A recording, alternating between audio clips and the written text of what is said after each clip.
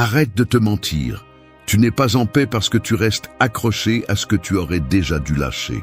Ton esprit reste attaché à des personnes, des souvenirs, des mots qui n'ont jamais été prononcés et des promesses qui n'ont jamais été tenues. Tu appelles cela amour, loyauté ou espoir, mais en réalité c'est une chaîne qui te retient prisonnier. Personne ne peut retrouver la liberté intérieure s'il insiste pour porter tout ce qui lui fait du mal. Tu as remis ton calme entre des mains étrangères, espérant que d'autres te donnent de la valeur avec leur attention, leur approbation ou leur présence. Mais chaque fois que tu cèdes ta paix à quelque chose que tu ne contrôles pas, tu perds un morceau de toi. Il n'y a pas de pire prison que celle de dépendre émotionnellement de quelqu'un ou de quelque chose pour te sentir complet. Le stoïcisme ne vient pas adoucir tes blessures ni te dire que tout va bien. Il vient te rappeler que la vie est dure, que le monde ne va pas changer pour toi et que ton véritable pouvoir réside dans la façon dont tu choisis de réagir. Tu ne décides pas qui part, qui te fait du mal ou qui t'oublie, mais tu décides si ces choses continuent à avoir du pouvoir sur toi. Aujourd'hui, tu n'as pas besoin de plus de conseils superficiels. Ce dont tu as besoin, c'est de lâcher la corde qui te retient, d'arrêter de supplier des réponses, de poursuivre des explications, de vivre comme si ton bonheur dépendait de quelqu'un d'autre. La paix mentale n'est pas un cadeau que l'on attend, c'est une conquête. Dans cette vidéo, il n'y aura pas de mots doux ni d'excuses pour justifier ta souffrance. Nous allons parler de discipline émotionnelle, de courage pour affronter tes propres attachements et de la force nécessaire pour aimer sans chaîne. Se taire quand le silence est plus sage et embrasser l'inévitable sans se briser de l'intérieur. Si tu es prêt à cesser d'être l'otage de ton passé et à retrouver ta liberté intérieure, alors écoute attentivement les leçons à venir, car elles seront le premier pas pour revenir à toi. 1. Lâche la corde. Si tu as déjà vu quelqu'un couler dans l'eau tout en s'accrochant désespérément à quelque chose qui l'entraîne vers le bas, tu sais que le plus difficile n'est pas de nager vers le rivage, c'est de lâcher ce qui le fait couler. C'est exactement ce que tu fais chaque fois que tu t'accroches à des personnes, des souvenirs ou des situations qui n'ont plus de place dans ta vie. Tu crois que tenir cette corde te maintient en sécurité, mais en réalité, c'est ce qui t'empêche de remonter à la surface. La première étape pour retrouver ta liberté intérieure est d'avoir le courage de lâcher prise. Cela semble simple, mais c'est l'acte le plus difficile, car cela signifie accepter que ce à quoi tu t'accroches ne t'appartient pas, ne te définit pas et n'est pas sous ton contrôle. Lâcher prise n'est pas abandonner ni se rendre, c'est retrouver le droit de respirer sans dépendre de ce que tu ne peux pas changer. Beaucoup s'accrochent à des relations brisées parce qu'ils pensent que lâcher prise équivaut à perdre. D'autres gardent de vieilles rancunes parce qu'ils croient que les lâcher, c'est pardonner l'impardonnable. Il y a aussi ceux qui ne lâchent pas une idée de l'avenir qui n'est jamais arrivée, convaincus que céder cette illusion signifie accepter l'échec. Mais le véritable échec est de rester attaché à quelque chose qui ne te laisse pas avancer. Les stoïciens savaient que la cause de la souffrance n'est pas dans les faits, mais dans notre réaction à ces faits. Épictète l'a résumé ainsi.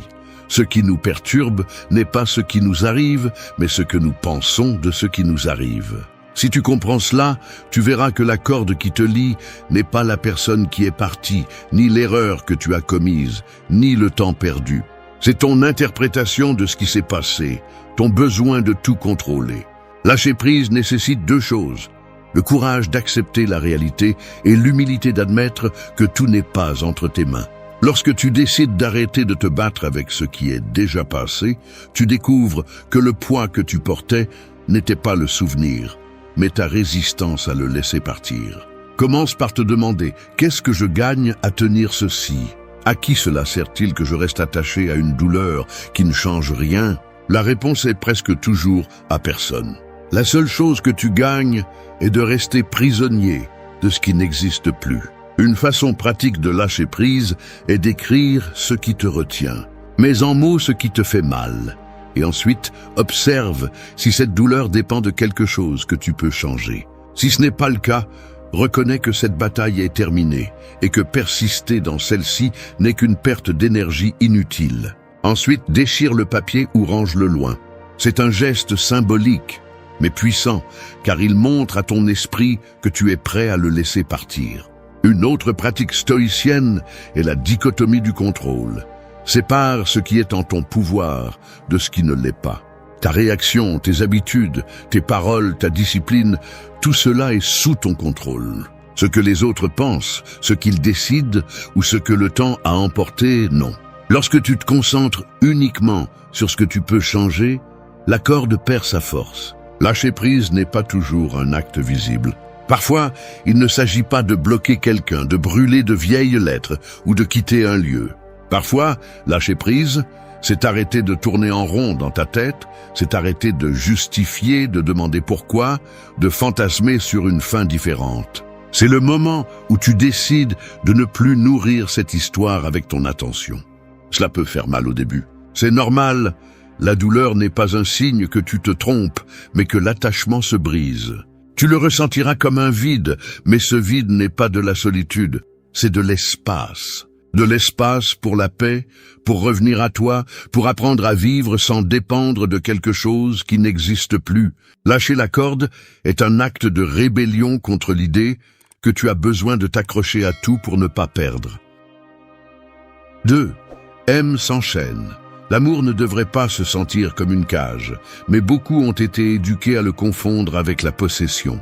Ils croient que aimer, c'est surveiller, exiger, réclamer des explications pour chaque silence et attendre que l'autre personne devienne la principale ou unique source de leur bonheur. Ce type d'amour ne libère pas, il asservit. Il vous rend dépendant de l'humeur, des décisions et de la présence de quelqu'un d'autre.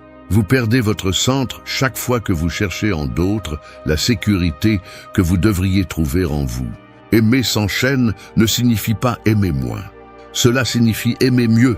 Cela signifie que vous ne donnez pas votre dignité en échange de miettes d'affection, que vous ne renoncez pas à votre liberté par peur d'être abandonné, que vous ne poursuivez personne pour lui prouver votre valeur. Quand vous aimez avec des chaînes, vous devenez l'otage du besoin.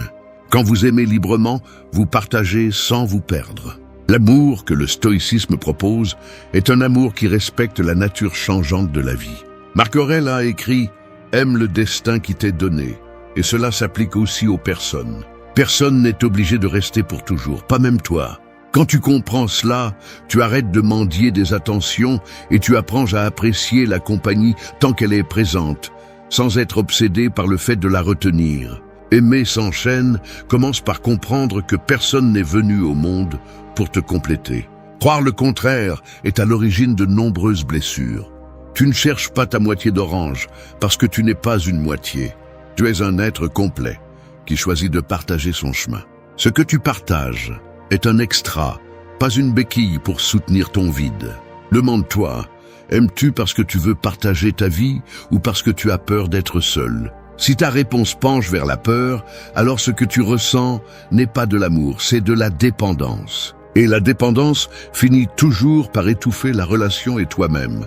Une pratique stoïcienne pour cultiver l'amour libre est le détachement conscient. Cela ne signifie pas froideur ou indifférence.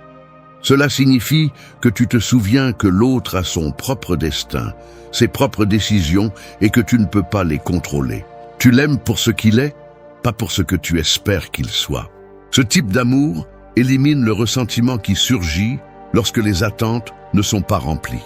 Cela implique également de cesser d'exiger des preuves constantes. Tu n'as pas besoin que quelqu'un te répète tous les jours qu'il t'aime pour le croire, ni de vérifier chaque geste à la recherche de signes de trahison.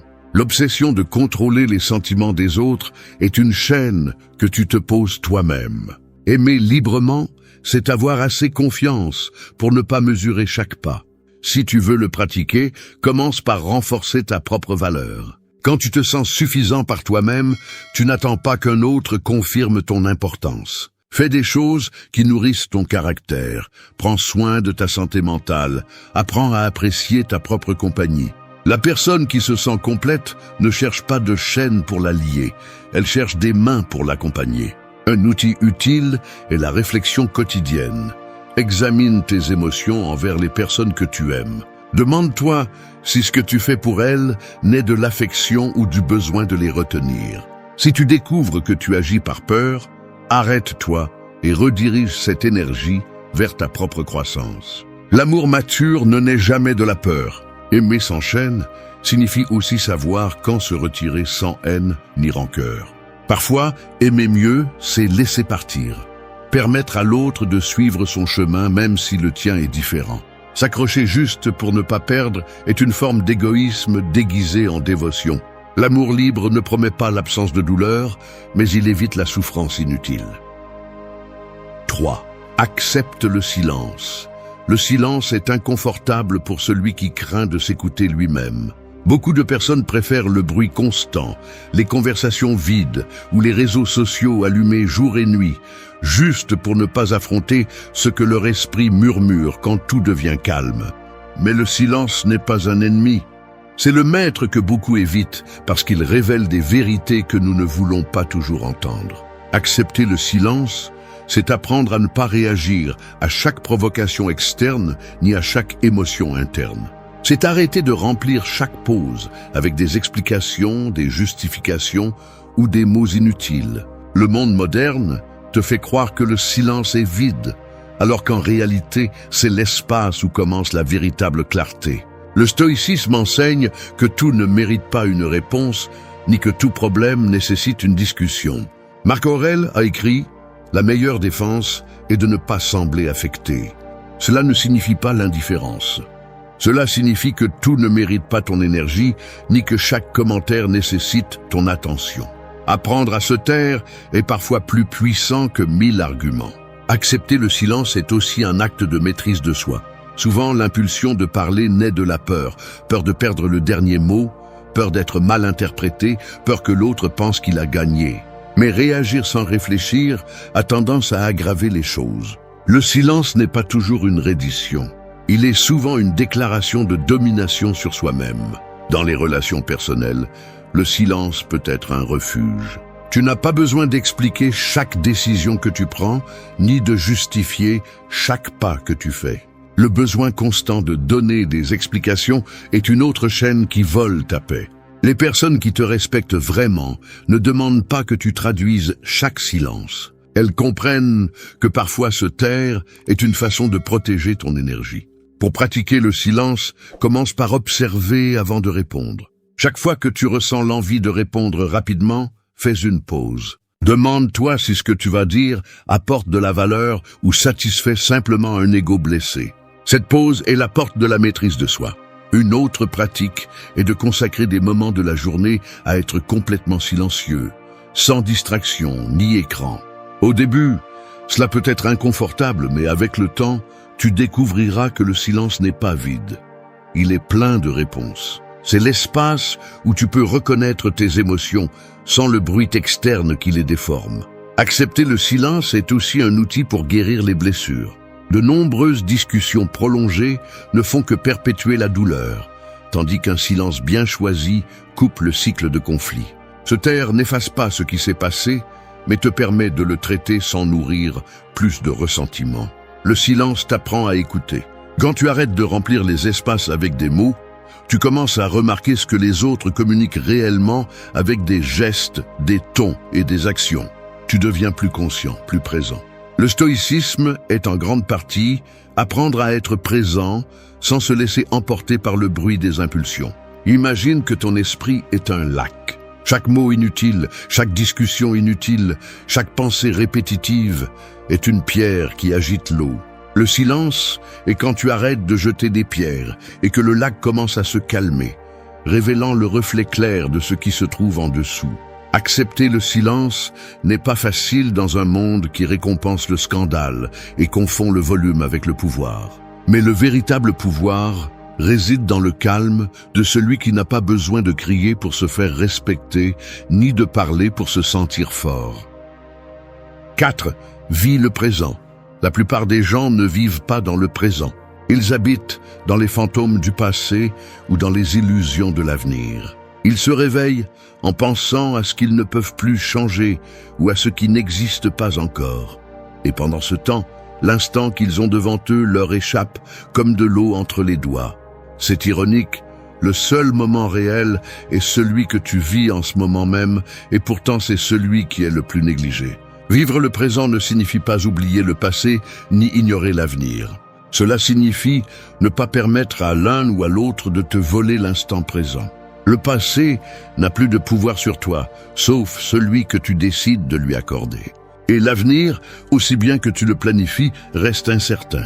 La seule chose que tu peux habiter, apprécier et transformer est le moment présent. Le stoïcisme insiste sur cette idée parce qu'il savait que l'esprit humain a tendance à s'asservir à ce qui a été et ce qui pourrait être. Marc Aurèle a écrit « La vie de chacun est composée du présent. Ce qui reste est passé ou incertain. » Cette phrase frappe parce qu'elle est vraie. Ce que tu vis aujourd'hui est la seule chose qui t'appartient vraiment. Le problème est que nous confondons souvent nous inquiéter avec nous préparer. Penser à ce qui pourrait mal se passer demain ne te rend pas plus fort. Cela ne fait que te voler de l'énergie pour affronter le présent. Revivre constamment ce qui s'est déjà passé ne te rend pas plus sage. Cela ne fait que rouvrir des blessures qui devraient être en train de cicatriser. Pour vivre le présent, tu as besoin d'entraîner ton attention. Ce n'est pas un slogan d'auto-assistance.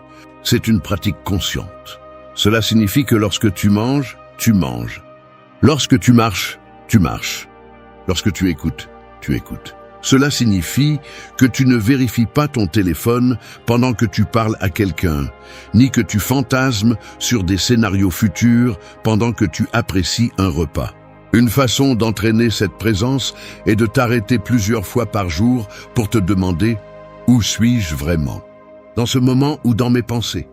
Au début, tu découvriras que tu es presque toujours ailleurs, pris dans des souvenirs, des inquiétudes ou des distractions. Avec de la pratique, tu apprendras à ramener ton attention au présent. Vivre le présent nécessite également d'accepter ce qui se passe sans le décorer d'attentes irréalistes. Tout ne sera pas parfait, et c'est bien ainsi. L'insistance à ce que les choses soient différentes de ce qu'elles sont est ce qui génère la souffrance. Lorsque tu apprends à accepter le moment tel qu'il est, tu arrêtes de lutter contre la réalité et tu trouves la paix au milieu du chaos. Imagine que tu es devant un coucher de soleil, mais au lieu de l'admirer, tu penses que tu aimerais être ailleurs, avec une autre personne, ou que le ciel aurait d'autres couleurs. C'est ainsi que nous gaspillons la vie, en perdant ce que nous avons à cause de notre obsession de ce que nous pensons qu'il manque. Les stoïciens enseignaient à se rappeler la brièveté de la vie pour apprécier le présent. La pratique du memento mori n'était pas morbide, mais libératrice.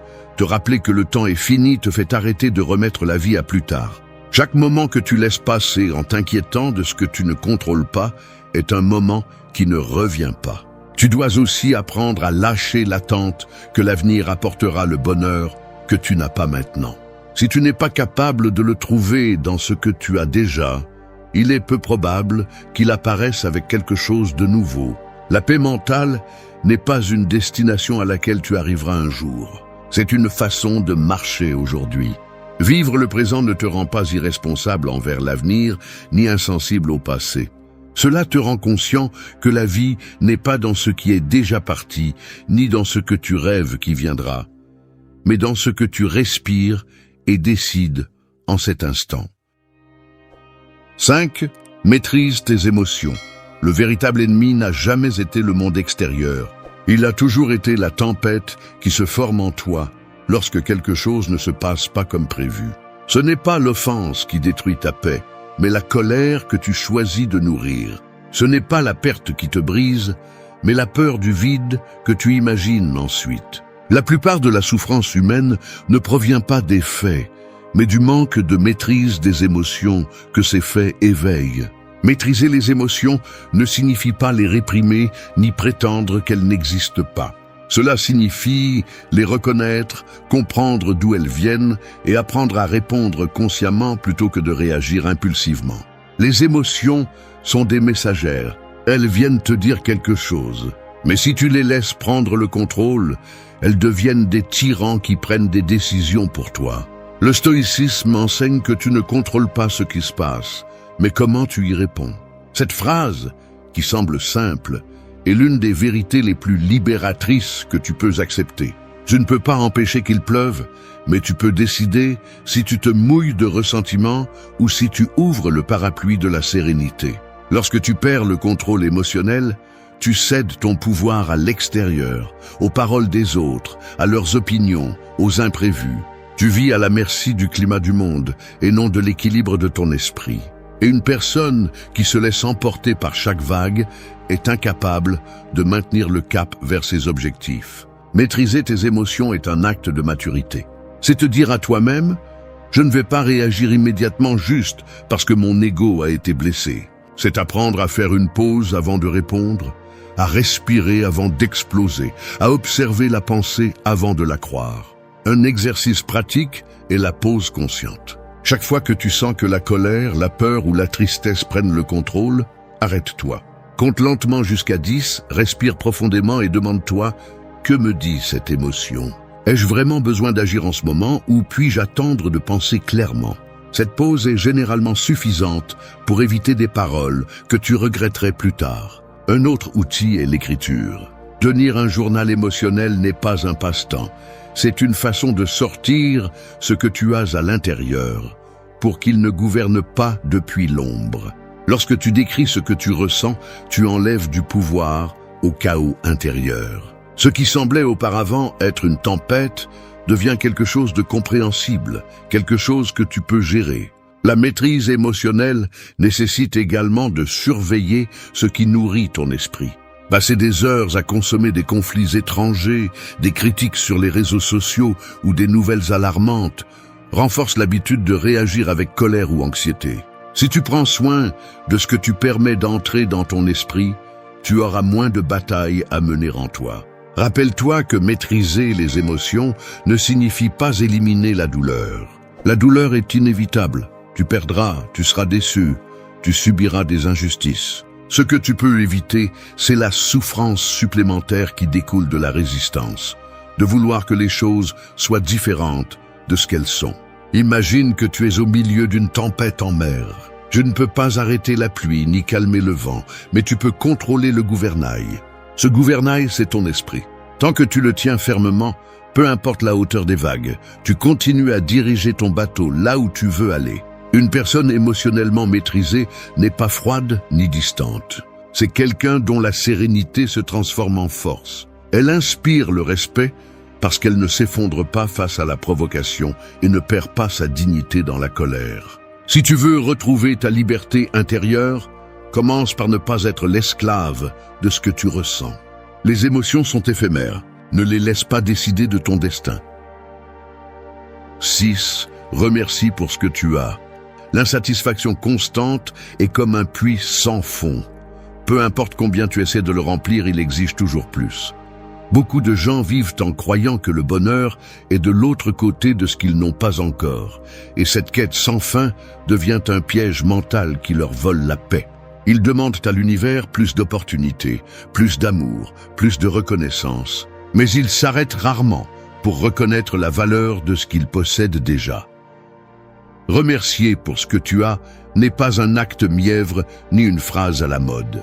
C'est l'un des outils les plus puissants pour retrouver la liberté intérieure. Celui qui n'apprend pas à apprécier ce qui est devant lui sera esclave du désir perpétuel, car il croira toujours qu'il lui manque quelque chose. Les stoïciens le comprenaient très bien. Les sages ne souffraient pas de manquer de richesse parce qu'ils savaient que l'essentiel était déjà en eux. La gratitude ne vient pas du fait d'avoir tout, mais de savoir voir assez dans ce qui est déjà présent. Cela signifie se réveiller chaque jour en reconnaissant que tu as la vie, que tu peux encore respirer, que tu as encore la chance de changer ce que tu n'aimes pas. Lorsque tu ignores ces vérités, tu vis comme si la vie te devait quelque chose, et cela te condamne à la frustration. Pratiquer la gratitude ne signifie pas ignorer tes objectifs, ou te contenter de ce qui ne fonctionne pas. Cela signifie que tu ne conditionnes pas ta paix à ce qui n'est pas encore arrivé. C'est comprendre que la valeur de ce que tu as aujourd'hui ne diminue pas parce que tu poursuis encore. Pour la développer, commence par le simple. Au réveil, mentionne 3 choses pour lesquelles tu es reconnaissant, aussi petites soient-elles. Cela peut être la santé, le toit qui t'abrite, la présence de quelqu'un que tu aimes, ou même les leçons que les difficultés ont laissées. Cette habitude entraîne ton esprit à se concentrer sur ce qui s'ajoute, plutôt que sur ce qui manque. Une autre pratique stoïcienne est de se rappeler l'impermanence des choses. Tout ce que tu as aujourd'hui pourrait ne pas être là demain. Les personnes que tu aimes, ta santé, ton temps. Cette pensée ne cherche pas à te déprimer, mais à te réveiller. Elle t'invite à profiter et à prendre soin de ce que tu possèdes maintenant. Marc Aurèle avait l'habitude de réfléchir à la brièveté de la vie pour ne pas gaspiller le présent avec des plaintes. La gratitude transforme également la façon dont tu affrontes les problèmes. Lorsque tu remercies même pour les défis, tu arrêtes de les voir comme des punitions et tu les reconnais comme des opportunités de te renforcer. La douleur que tu considérais auparavant comme injuste devient un maître. Ne plus remercier pour ce que tu as affaibli l'envie et la comparaison. Il n'y a pas de chaîne plus lourde que de mesurer ta vie à celle des autres. Lorsque tu pratiques la gratitude, tu reconnais que le succès des autres ne diminue pas ta propre valeur, ni ta possibilité de t'améliorer. Pense à quelqu'un qui perd tout du jour au lendemain. Soudain, il comprend le trésor qui se trouvait dans le quotidien, dans ce qu'il prenait auparavant pour acquis. N'attends pas que la vie te prenne quelque chose pour commencer à l'apprécier. La gratitude est, en fin de compte, un acte de liberté parce qu'elle t'apprend à ne pas dépendre des circonstances extérieures pour te sentir en paix. C'est comme ouvrir les yeux au milieu de la tempête et découvrir que même s'il pleut, tu peux encore bouger, tu peux encore respirer. Il y a encore quelque chose à prendre soin et à protéger. Celui qui apprend à remercier pour ce qu'il a ne devient pas conformiste, il devient fort. Parce qu'il ne marche plus dans le monde avec le sentiment de manquer, mais avec la certitude qu'il possède assez pour continuer. Cette certitude te rend pouvoir et sérénité. Elle cesse de t'esclaviser le désir de plus et le cœur trouve le repos. 7. Donne sans attendre.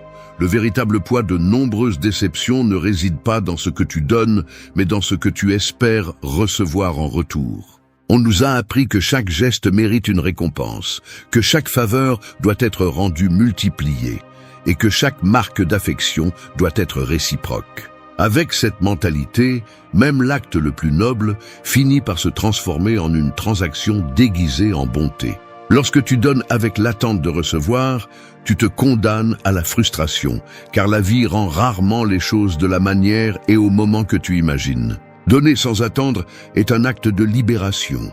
Cela signifie que ta générosité ne dépend pas de la réponse de l'autre, que ta paix n'est pas liée à la gratitude d'autrui ni aux résultats que tu n'as jamais contrôlés. Ce que tu donnes de bon cœur est déjà complet en soi. Il n'a pas besoin de validation externe. Le stoïcisme nous rappelle que les actes vertueux ont de la valeur pour ce qu'ils sont, pas pour les applaudissements qu'ils reçoivent. Sénèque disait que le véritable bien se fait par amour du bien, pas pour la récompense. Pratiquer ce principe te protège de l'amertume qui surgit lorsque tu aides quelqu'un et que tu ne reçois pas la reconnaissance que tu espérais.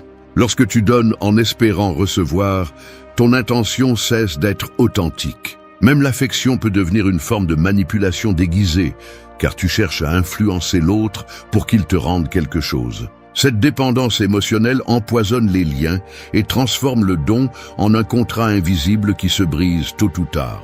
Commence par questionner tes motivations.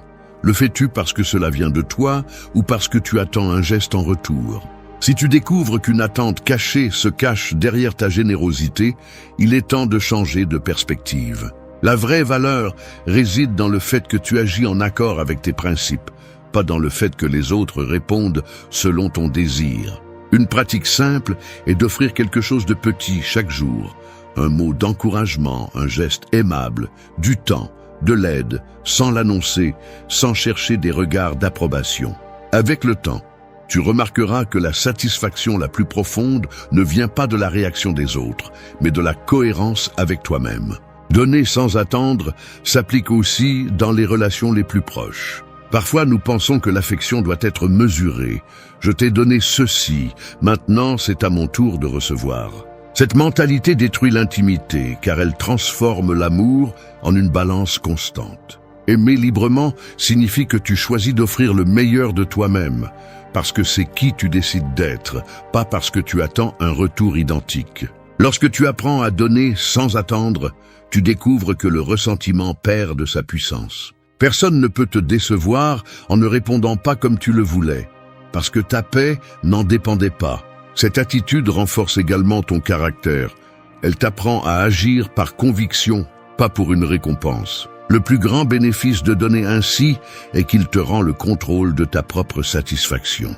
Tu ne vis plus en fonction des réponses des autres, ni des récompenses externes. Ce que tu donnes te définit toi, pas le destinataire.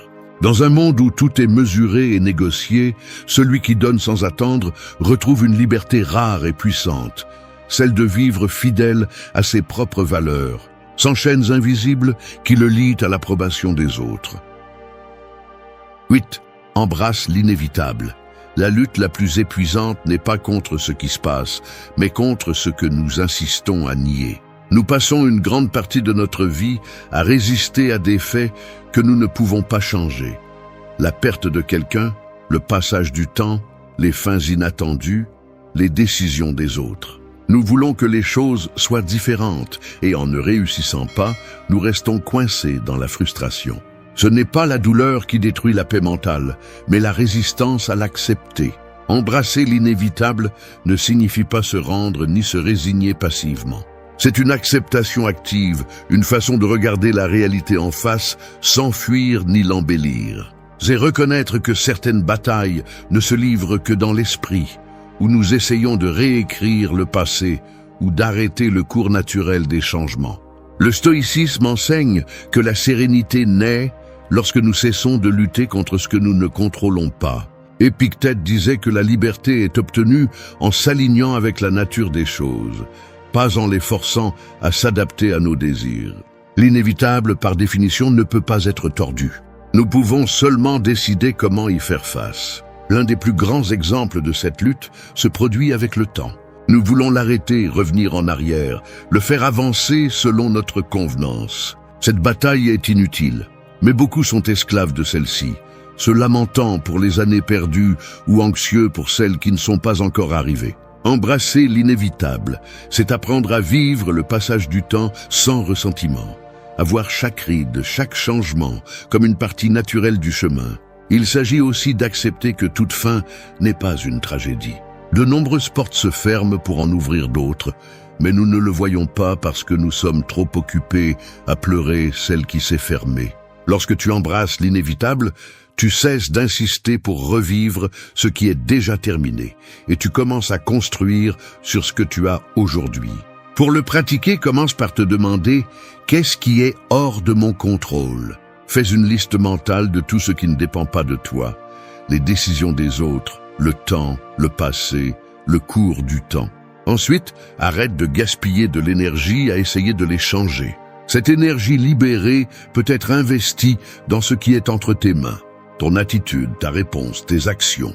Embrasser l'inévitable signifie aussi lâcher la fantaisie de la justice immédiate. La vie ne sera pas toujours juste selon tes normes, et exiger qu'elle le soit ne fait que prolonger la souffrance. La véritable force réside dans le maintien de ta dignité même, lorsque le monde ne joue pas en ta faveur. Il est essentiel de ne pas confondre l'acceptation avec l'insensibilité.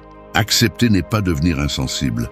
C'est se permettre de ressentir la douleur sans y rester. C'est pleurer ce qui fait mal et ensuite continuer à marcher, sachant que s'accrocher à ce qui ne peut pas être changé, c'est porter une pierre qui empêche d'avancer. La paix mentale ne vient pas d'un monde sans problème, mais d'apprendre à ne pas se briser face à l'inévitable. Celui qui l'embrasse cesse de gaspiller son énergie dans des combats qu'il ne peut pas gagner et l'investit dans la construction de ce qu'il peut transformer. C'est la véritable liberté. Cesser d'être prisonnier de ce qui n'a jamais été sous ton contrôle. Le véritable champ de bataille est en toi.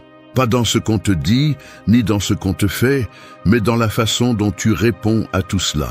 La guerre qui compte le plus n'est pas menée à l'extérieur, mais dans le silence de ton esprit, où tes pensées peuvent te sauver ou te détruire. C'est là que se mesure la force d'un homme, non pas dans sa capacité à contrôler le monde, mais dans sa capacité à se contrôler lui-même. Nous vivons entourés de distractions, d'opinions, de désirs qui ne nous appartiennent pas. On nous a appris à lutter contre tout, sauf contre nous-mêmes. Et c'est pourquoi la plupart se perdent dans la quête du pouvoir, sans comprendre que le véritable pouvoir n'est pas de dominer les autres, mais de dominer son propre esprit. La philosophie stoïcienne l'a dit il y a des siècles. Celui qui contrôle ses pensées contrôle son destin. Il ne s'agit pas de fuir le chaos, mais d'apprendre à rester calme en son sein. Il ne s'agit pas d'éviter la douleur, mais de la transformer en discipline. La paix intérieure n'est pas passivité, c'est maîtrise. La force n'est pas rigidité, c'est clarté. Et le but n'est pas trouvé à l'extérieur. Il est construit de l'intérieur, jour après jour, pensée après pensée. Cette vidéo ne cherche pas à te motiver avec des phrases vides. Elle cherche à te rappeler ce que tu as oublié, que le véritable pouvoir naît de l'autodiscipline, que la sérénité est une forme de courage et que la vie ne devient supportable que lorsque tu choisis de te gouverner toi-même. Si tu restes jusqu'à la fin, tu comprendras que rien ni personne ne peut te retirer ton calme si tu apprends d'abord à être maître de toi. 1. Vive avec vertu. Vivre avec vertu est comme marcher avec une boussole interne au milieu d'une tempête. Peu importe la force du vent ou la confusion du chemin, tant que cette boussole fonctionne, tu ne te perdras jamais. Cette boussole est ton caractère, et la vertu est l'aimant qui la maintient pointée vers le bon nord. Lorsque tu agis avec vertu, tu n'as pas besoin que le monde t'applaudisse ou que les autres te comprennent, car en toi, il y a quelque chose qui sait ce qui est juste, même quand personne d'autre ne le voit. Les stoïciens enseignaient que la vertu n'est pas un luxe moral, mais le cœur de la bonne vie. Cela signifie vivre avec intégrité, faire ce qui est juste même quand cela coûte, et maintenir la cohérence entre ce que tu penses, ressens et fais. Marc Aurèle disait que l'âme se teint de la couleur de ses pensées, et c'est vrai. Si tes pensées sont pures, tes actes le seront aussi. Mais si tu permets à la cupidité, à l'orgueil ou à la peur de diriger ta vie, tôt ou tard tu deviendras esclave de ce que tu nies. Vivre avec vertu, c'est avoir le courage d'être juste quand les autres choisissent le raccourci, c'est tenir parole quand personne ne t'y oblige, c'est être fort sans cesser d'être compatissant. Dans une société où beaucoup font semblant pour s'intégrer, être vertueux est un acte de rébellion. Non pas parce que tu cherches à être meilleur que les autres, mais parce que tu choisis de ne pas te trahir. La vertu te protège de toi-même, de tes impulsions, de cette voix intérieure qui parfois veut t'abandonner ou justifier la facilité. Le monde va constamment te tenter. Il t'offrira des chemins plus courts, des récompenses immédiates, des excuses confortables. Mais le stoïcien sait que ce qui est gagné sans effort est aussi perdu sans valeur. La vertu est la force invisible qui soutient tout le reste. Sans elle, tout succès est vide, tout pouvoir est fragile, toute paix est temporaire. C'est pourquoi le véritable défi n'est pas d'atteindre de grandes choses, mais de rester droit quand personne ne te regarde. Vivre avec vertu n'est pas un idéal lointain, c'est une pratique quotidienne. Tu t'entraînes lorsque tu choisis de ne pas mentir même si personne ne le remarque. Lorsque tu agis avec humilité alors que tu pourrais te vanter, lorsque tu aides sans attendre de reconnaissance. Chaque petite décision est une bataille gagnée sur ce champ intérieur où se définit qui tu es vraiment. Et même si parfois il semble que vivre avec vertu te laisse seul, la vérité est que tu es accompagné de quelque chose de plus grand. La tranquillité de savoir que ta vie a du poids, un but et une direction. Parce que la vertu, même si le monde ne la comprend pas, finit toujours par être le chemin le plus puissant. 2. Concentre-toi sur ce que tu contrôles. Le chaos de la vie ressemble à une tempête en mer. Tu peux crier contre le vent, maudire les vagues ou essayer de bouger le ciel avec tes mains, mais rien de tout cela n'apaisera la marée. Ce n'est que lorsque tu prends la barre et acceptes que tu ne peux pas changer la mer, mais bien comment tu navigues dessus, que tu reprends le contrôle. C'est l'essence du stoïcisme. Arrêter de t'épuiser pour ce que tu ne peux pas contrôler et te concentrer sur ce qui dépend de toi. La plupart des gens sont esclaves du résultat. Ils se frustrent lorsque les choses ne se passent pas comme prévu, lorsque quelqu'un n'agit pas comme il le souhaite, lorsque le monde ne suit pas leur plan. Mais la réalité ne se plie pas à tes désirs. Le monde n'est pas là pour te satisfaire. La paix arrive lorsque tu comprends que ton pouvoir ne réside pas dans le changement de ce qui se passe, mais dans la décision de comment tu réagis. C'est la différence entre vivre avec sagesse ou souffrir d'illusions. Les stoïciens répétaient une idée simple mais puissante. Il y a des choses qui dépendent de toi et des choses qui ne dépendent pas. Tes pensées, tes actions et tes décisions sont sous ton contrôle. Le reste ne l'est pas. T'accrocher à l'incontrôlable ne génère que de l'anxiété. Essayer de changer les gens, forcer les résultats ou résister au passé est comme essayer d'arrêter le vent avec tes mains. Peu importe combien tu essaies, le vent soufflera toujours. Mais tu peux ajuster tes voiles. Quand tu apprends à te concentrer sur ce que tu contrôles, la vie devient plus légère. Non pas parce qu'elle est plus facile, mais parce que tu arrêtes de lutter contre des batailles inutiles. Tu arrêtes de te battre contre la réalité et commences à bouger avec elle. Tu te rends compte que la majorité de la souffrance humaine naît de la résistance, pas des circonstances. Ce qui te blesse n'est pas ce qui se passe, mais ton jugement à ce sujet. Cette vérité, bien qu'inconfortable, te libère. Tu ne peux pas contrôler l'économie, les opinions des autres ou les aléas du destin. Mais tu peux contrôler ta discipline, ta réponse et ton approche. Tu peux choisir de ne pas tomber dans la plainte, de ne pas nourrir la colère, de ne pas réagir impulsivement. À ce moment-là, tu reprends le pouvoir. Le véritable contrôle n'est pas de dominer l'extérieur, mais de maintenir la sérénité quand tout devient incontrôlable. Chaque fois que tu te concentres sur ce qui dépend de toi, tu renforces ton caractère. Et chaque fois que tu donnes ton énergie à ce que tu ne peux pas changer, tu t'affaiblis. C'est simple. Soit tu gouvernes ton esprit, soit il te gouverne. Les stoïciens le savaient bien et leur paix venait de cette clarté. Alors, la prochaine fois que la vie te secoue, rappelle-toi ceci. Ne lutte pas contre le vent, apprends à l'utiliser. Parce que celui qui maîtrise sa réaction maîtrise son destin. 3. Maîtrise ton esprit. L'esprit est comme une ville sans mur. Si tu ne le protèges pas, n'importe qui peut y entrer. La peur, l'anxiété, le doute, la colère. Et lorsque ces émotions prennent le contrôle, elles s'emparent de tes pensées, de tes paroles et de tes actes. Tu perds ton calme, tu perds ta concentration et tu finis par être l'esclave de ce que tu ressens.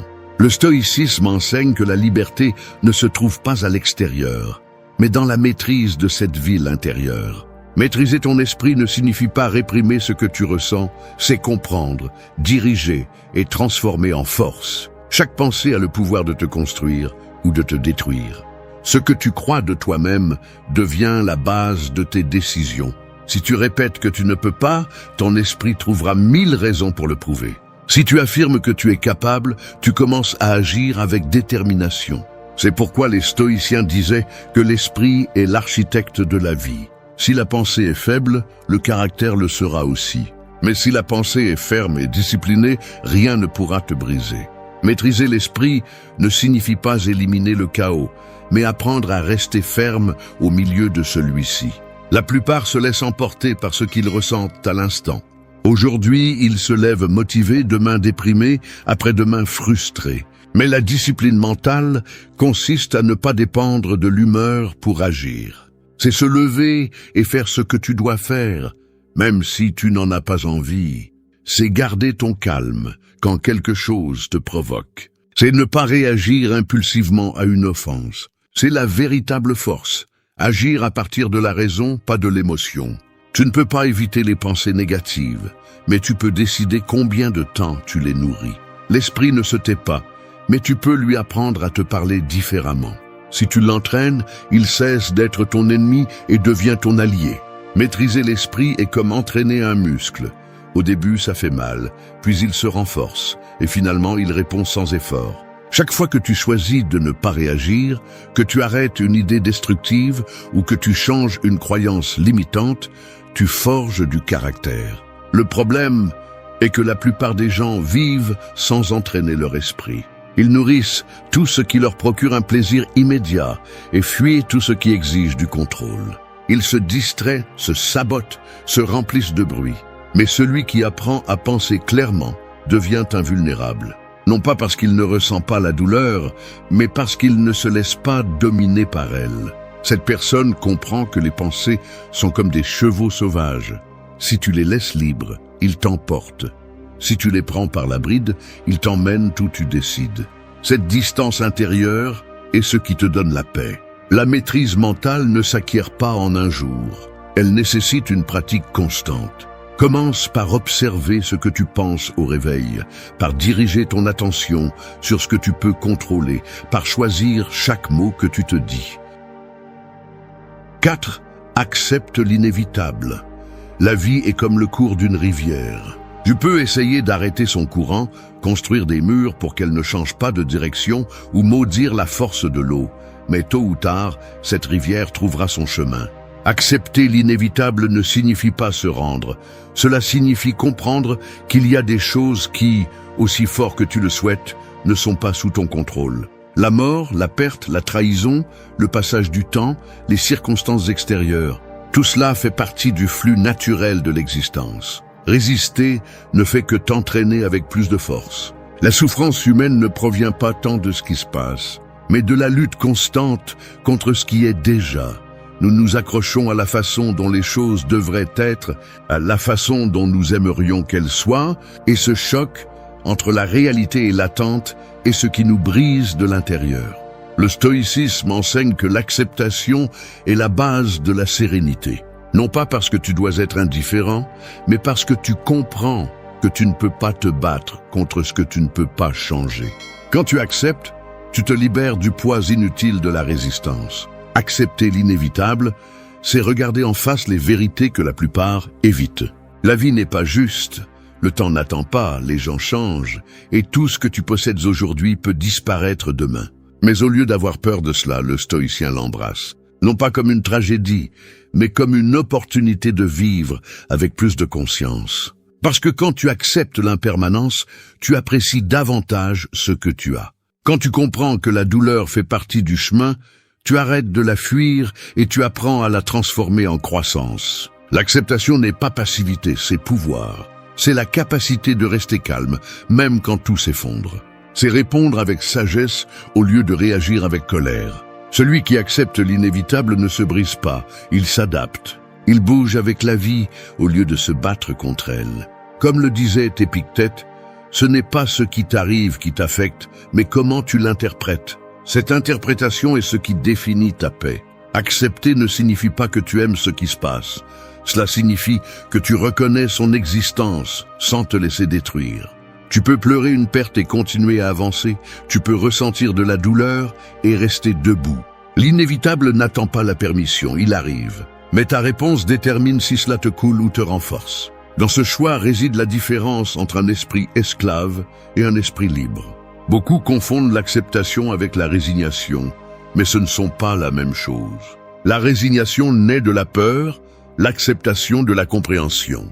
Le résigné se rend parce qu'il ne peut plus. Celui qui accepte continue à marcher parce qu'il comprend que c'est la vie. Cette compréhension te donne un avantage. Tu ne perds plus d'énergie sur l'impossible, tu la concentres sur ce que tu peux transformer. Accepter l'inévitable implique aussi de faire confiance. Faire confiance que tout ce qui se passe, même si ça fait mal, a un but caché qui te pousse à grandir. Tu arrêtes de porter le poids de ce qui ne dépend pas de toi et tu marches plus léger. Tu apprends que chaque fin apporte une nouvelle façon de commencer. L'acceptation est le pont entre la douleur et la sagesse. Et quand tu traverses ce pont, tu découvres que la paix n'est pas dans le changement du monde, mais dans la paix avec lui, même quand il ne correspond pas à tes désirs. 5. Transforme l'adversité. Le feu peut consumer ou forger, tout dépend de ce que vous y mettez. Si vous jetez du bois, il brûlera jusqu'à se réduire en cendres. Mais si vous jetez du fer, il en ressortira plus fort, plus résistant, plus solide. C'est ainsi que fonctionne l'adversité. Elle n'arrive pas pour vous détruire, elle arrive pour vous révéler. Personne ne connaît sa véritable force jusqu'à ce que la vie le mette à l'épreuve. Les stoïciens savaient qu'il n'y a pas de croissance sans difficulté et que chaque obstacle est une opportunité déguisée. Ce que d'autres voient comme un malheur, le sage le voit comme un entraînement. Quand tout semble s'effondrer, vous avez deux options. Vous lamenter sur ce que vous avez perdu ou apprendre ce que la douleur est venue vous enseigner. Ce choix est ce qui sépare les faibles des forts. L'adversité ne vous demande pas si vous êtes prêt. Elle apparaît simplement. Elle arrive sans prévenir, brise le confort et vous oblige à regarder en face ce que vous évitiez. Mais dans ce chaos naît aussi quelque chose de nouveau. Si vous y faites face avec calme et courage, la douleur se transforme en pouvoir, la blessure devient sagesse et la peur devient élan. Marc Aurèle a écrit que la difficulté montre à l'homme ce qu'il est. Et il avait raison. L'adversité révèle votre caractère. Si vous vous plaignez, elle montre votre faiblesse. Si vous faites face, elle montre votre force. Si vous remerciez, elle montre votre grandeur. Chaque fois que la vie vous frappe, vous avez l'opportunité de répondre avec plus de clarté, avec plus de tempérance, avec plus de contrôle. L'adversité n'est pas l'ennemi, c'est le miroir. Elle reflète ce que vous devez encore maîtriser et vous donne la possibilité de forger un esprit plus solide. Transformer l'adversité ne signifie pas nier la douleur. Cela signifie l'utiliser, apprendre à encaisser le coup et à continuer à marcher. Chaque défi a une leçon cachée qui ne se révèle qu'à celui qui ne fuit pas. Le stoïcien ne demande pas « Pourquoi cela m'arrive-t-il ?» mais « Qu'est-ce que je peux apprendre de cela ?» Cette question change tout, car elle transforme la souffrance en un maître au lieu d'une condamnation. La douleur a une fonction. Elle vous brise pour que vous grandissiez, elle vous secoue pour que vous vous réveilliez. Elle vous montre les limites de ce que vous pensiez contrôler. Celui qui évite la douleur évite sa croissance. Le confort prolongé endort l'âme, mais l'adversité la réveille.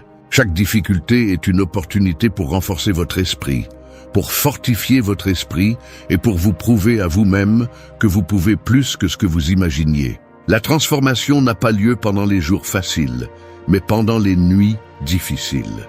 Quand vous vous relevez après une chute, quand vous choisissez de continuer malgré la peur, quand vous décidez de rester calme alors que tout brûle. C'est là que naît le caractère. La vie ne récompense pas la plainte, elle récompense la résilience.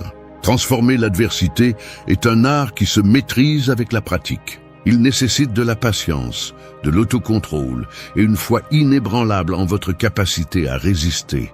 Et quand vous apprenez à le faire, quelque chose change pour toujours.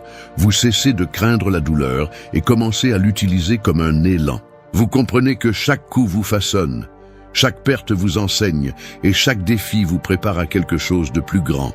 Le feu ne détruit pas le fer, il le renforce. Et de même, l'adversité ne détruit pas le sage, elle le transforme. 6. Libère-toi du désir. Le désir est comme une chaîne invisible qui brille au soleil. Elle semble belle, mais reste une chaîne. Elle te lie à ce que tu crois avoir besoin, te rend dépendant de ce que tu n'as pas encore, et te vole la tranquillité pendant que tu le poursuis.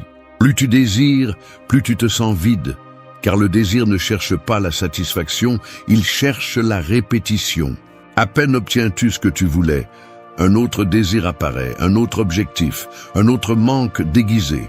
Les stoïciens ont compris que le véritable ennemi de la paix n'est pas le manque, mais la dépendance au désir. La société moderne vit asservie par le besoin de plus. Plus d'argent, plus de validation, plus d'attention. On nous a éduqués à mesurer notre valeur en fonction de ce que nous possédons ou accomplissons. Mais chaque fois que tu bases ton bonheur sur quelque chose d'extérieur, tu deviens prisonnier de cela. Le désir ne se rassasie pas, il se multiplie. C'est pourquoi plus tu obtiens, plus tu deviens insatisfait.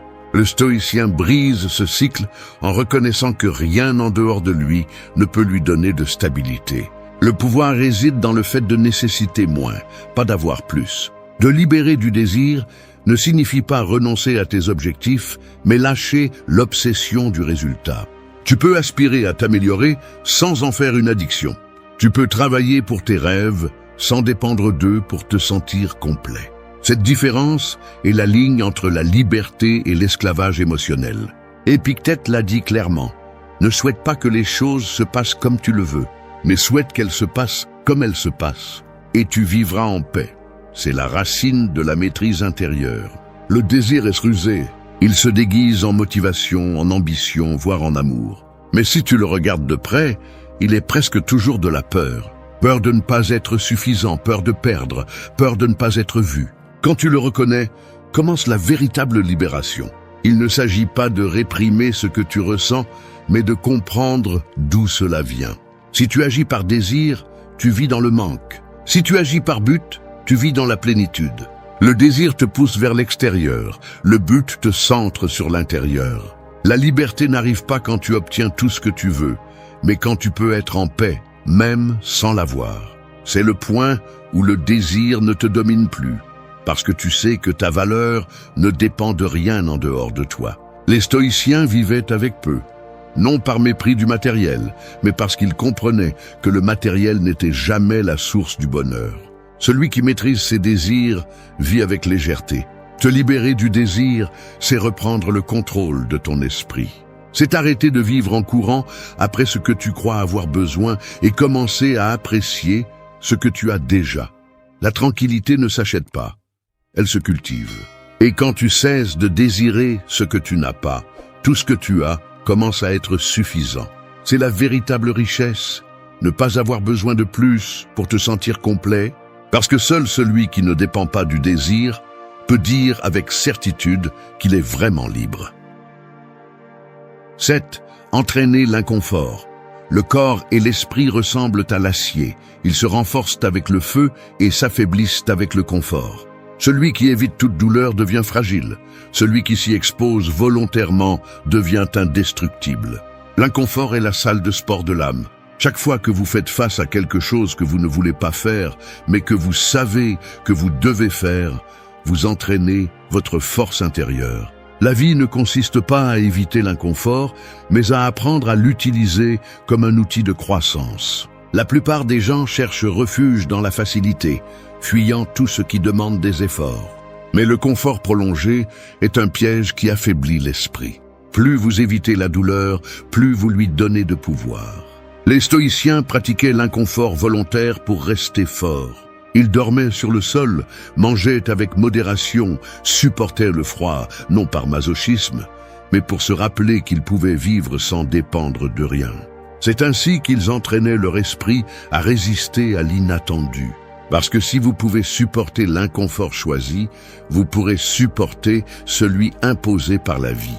S'entraîner à l'inconfort ne concerne pas seulement le support physique, mais aussi l'émotionnel. Se taire quand vous voulez crier, rester calme quand on vous provoque, continuer quand personne ne vous soutient. Chacun de ces actes vous renforce plus que n'importe quel discours. Le contrôle émotionnel se forge en affrontant ce qui est inconfortable, pas en le fuyant. L'esprit faible recherche le plaisir, l'esprit fort recherche le but. L'inconfort révèle ce qui vous domine encore. Si vous ne pouvez pas être seul, la solitude vous contrôle. Si vous ne pouvez pas dire non, la peur vous contrôle. Si vous ne pouvez pas arrêter une distraction, l'anxiété vous contrôle. Chaque inconfort expose une chaîne interne que vous devez briser. C'est pourquoi les affronter n'est pas une punition, c'est un acte de liberté. Lorsque vous choisissez de sortir de votre zone de confort, vous montrez à votre esprit qui est le patron. Les grandes avancées personnelles ne naissent pas dans les moments de calme, mais dans ceux d'inconfort. Vous grandissez lorsque vous faites ce qui est difficile, lorsque vous affrontez ce qui vous fait peur, lorsque vous choisissez ce qui est juste, même si cela fait mal. C'est la différence entre vivre en victime ou en maître de soi. L'inconfort ne détruit pas, il révèle. Il vous montre de quoi vous êtes fait et combien vous êtes prêt à donner pour devenir votre meilleure version. Vous ne pouvez pas contrôler les épreuves que la vie vous lance, mais vous pouvez vous préparer à les recevoir avec force. Et cette préparation s'appelle discipline. S'entraîner à l'inconfort est un rappel quotidien que rien ne peut vous briser si vous apprenez à résister. Parce que lorsque vous vous habituez à l'inconfort, vous cessez de le craindre. Et quand vous ne craignez plus la douleur, vous devenez libre.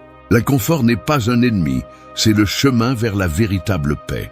Seul celui qui l'affronte avec courage peut marcher dans la vie sans peur, sachant que même au milieu du chaos, son esprit restera ferme. 8. Protège ton temps.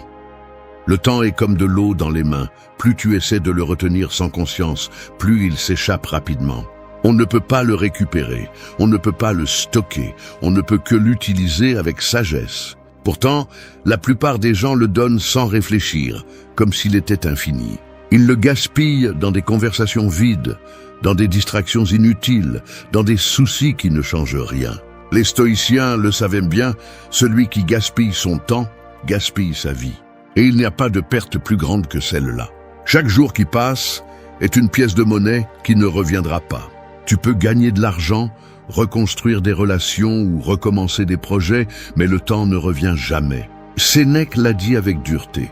Nous agissons comme si nous allions vivre pour toujours. Mais nous mourrons sans avoir vraiment vécu.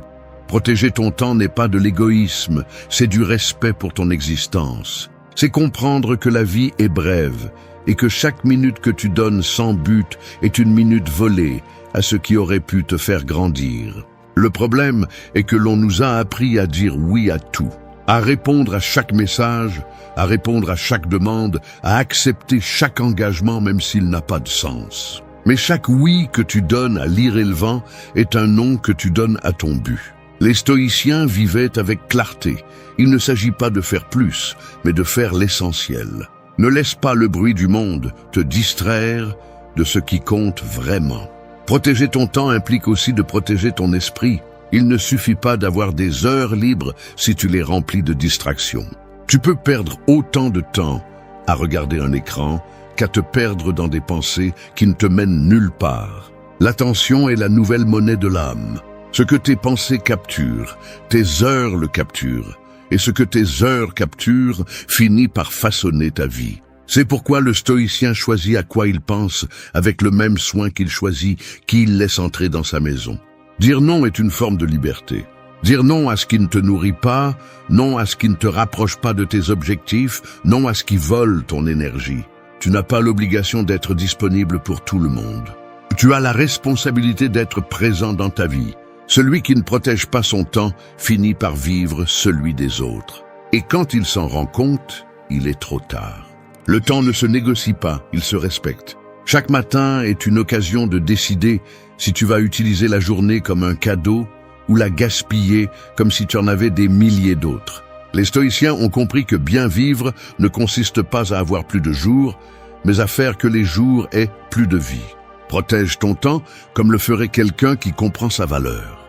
Parce que quand l'horloge s'arrêtera, la seule chose qui comptera ne sera pas combien tu as vécu, mais comment tu as utilisé chaque moment que tu as eu.